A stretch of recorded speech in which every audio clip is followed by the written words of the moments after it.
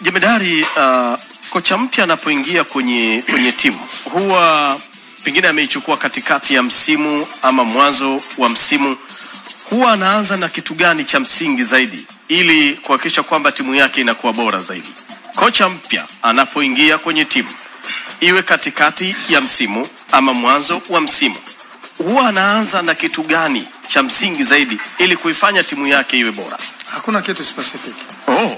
Yes. Hakuna, haijawahi kuandikwa popote pale kwamba bana ukifika anza na hiki sasa. Hamna.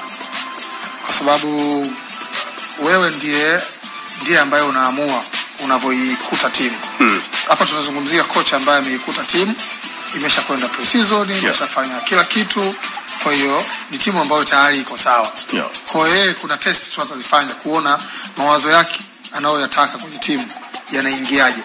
Kwa mmoja wapo ata check fitness level iko sawa, kwa sababu tunaamini ukishakuwa fit sawa, ile fitness level ndio inahudumia ufundi, inahudumia mbinu. Yani kama hauko fit, hata kama uko fundi kiasi gani, hauwezi pia kuzitimiza mbinu za kiwanjani kwa sababu zitahitaji fitness. Kama wewe hauko fit, hauko sawa sawa. Kwa hiyo test fitness level, angalia ikoje. Kwa hiyo anaanza kubuild sehemu gani? Kama wewe ni mwalimu uko mwanzo kabisa, tunasema siku zote tunaanza kutengeneza defense. Sawa? Alafu ndo tunakwenda mbele. Kabla hatujafunga tunafikiria jinsi gani ambavyo hatuwezi kuconcede mabao. Kwa sababu tusipofungwa kuna nafasi kubwa ya kushinda. Kwa hiyo haijaandikwa, inategemea na wewe fikra zako. Sasa kaja mwalimu akasema okay, I see everything is okay, mimi naweza kuanza na washambuliaji. Na we score more goals ili to defeat wenzetu wasi. Kuna hizi kauli ambazo wakati mwingine tunazungumza, tunazisikia kwamba mwalimu kiingia kwenye timu hapaswi kubadilisha kila kitu, lazima angalie kocha aliyekuwepo mwanzoni alikuwa anakwenda vipi na timu alikuwa anatumia mifumo gani. Hizi kauli huwa zinasikika sana. Zina mashiko ndani yake ama hazina mashiko? Bahati mbaya sana, unajua sasa hivi kila mtu ni msemaji. Okay. Watu wasemaji wamekuwa wengi wanaosemea mpira. Na ni kwa sababu mtu anaweza hata kukaa nyumbani kwake tu akajirekodi akasema na watu wakafuatilia. Kuna wasemaji wengi na wao ukatazwi, na utapata watu wako wanakokuwa wanakusikiliza au wanakufuatilia. Kwa hiyo mtu anaweza kusema kitu chochote kile mara nyingi. Lakini narudia tena, hata hicho unachokisema hakijaandikwa sehemu yoyote kwamba ukifika wewe usibadilisha kila kitu. Inawezekana ni mazoea, naweza kaja mtu akabadilisha kila kitu na bado akafanikiwa. Kwa inategemea wewe nini kitakufanya ufanikiwe. Kinachopimwa zaidi ni mafanikio yako. Lakini busara tu na unaona kwamba okay, anyway, kwa sababu umefika kwenye timu, ni kama vile unavyokuwa hata kiongozi tu kwenye eneo. Ukiteuliwa, kwani wewe ukienda kuwa kiongozi sehemu, ukianza kwa kubadilisha kila kitu, huyu jamaa naye. Lakini unaweza ukabadilisha kidogo kidogo kwa kuacha watu waendelee kwenye positions zao, na wewe unaingiza vitu vyako kidogo kidogo, ndio busara inavyotaka. Lakini sio kwamba ni utaratibu ambao umewekwa kwamba sasa ukifika usibadilishe kila kitu.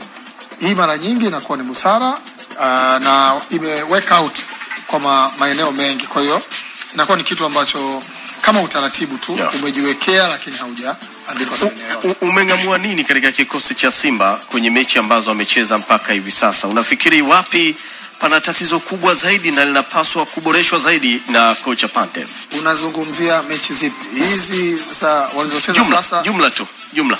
Simba kwanza nimeona mabadiliko. Mechi ya kwanza walicheza na Fountain kwenye ligi, na mechi waliocheza na Namungo kulikuwa na mabadiliko. Kwa sababu mechi ya kwanza walikuwa wanacheza kama sijui kama ni mambo ya mwalimu kuwa ameondoka siku zile, lakini walicheza wako down. Hata mechi ya Namungo Gaborone ile ya marejeo pia walikuwa wako down compared to walao hata mechi ya kwanza. Kwa hiyo ile na mechi ya Fountain zote nimeziona walikuwa wako down, lakini mechi ya Namungo walao ungeweza kuona kwamba timu kubwa inaamua kuwa press timu ndogo. Ari ilikuwepo. Na muda mrefu mpira kwa sababu dakika 25 za mwanzo mpira umechezwa zaidi kwenye nusu ya Namungo kuliko Simba. Ingawa goli lilichelewa ilikuja baadaye, na Namungo kidogo kidogo walikuwa wanajaribu kuabsorb yale mashambulizi ya Simba, na nimekaa na mtu nikamwambia bwana, unajua Simba unakaa inacheza sana lakini bado hawajafanya nini, hawajafunga. Na kadri muda utakavyoenda hivi haujafunga, unaanza kidogo kidogo panic kukuingia.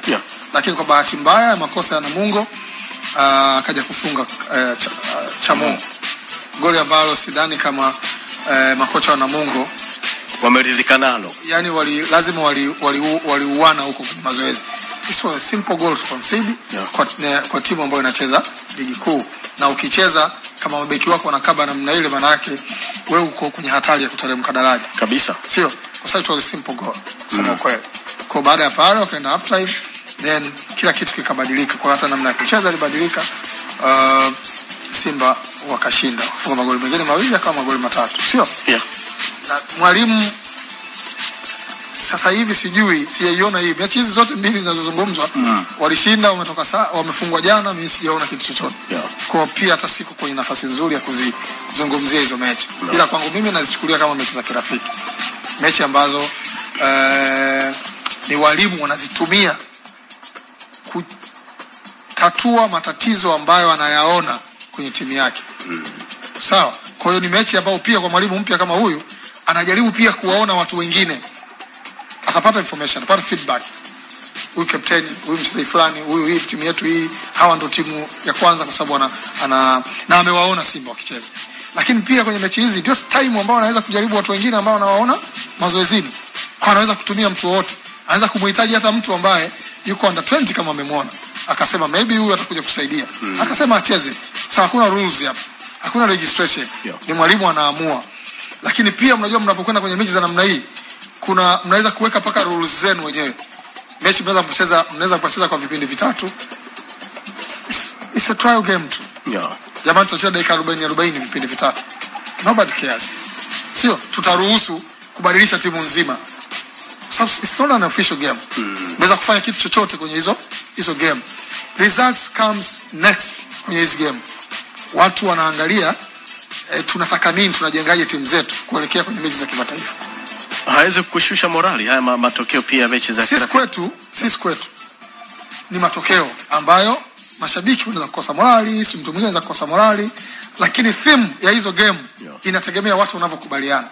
Let me tell you, JKT waliwafunga Azam, sio? Ndio. Kwa mechi ya kirafiki. Na mpaka leo mwalimu wa Azam anatamani kuendelea kufanya hizi mechi na mwalimu wa JKT. Sawa? Amaanishi kwamba tulifungwa tu, kwamba kuna kitu nataka kurekebisha, lakini mtu wangu anaweza kunipa hicho kitu ni fulani. Sawa? Lakini Azam wamecheza mechi mbili hapa kabla sasa hivi wanataka kwenda huko huko Zanzibar. Juzi mimi nilikuwa kiwanjani wanacheza na JKU, and it was tough kuingia kwa sababu mechi na yenyewe ilikuwa kama hizi mechi za Simba, hawataki watu waingie. Ni uzoefu wangu na mimi mzawa pale, ikabidi hakuna jinsi kisu kuingia kwenye mfupa.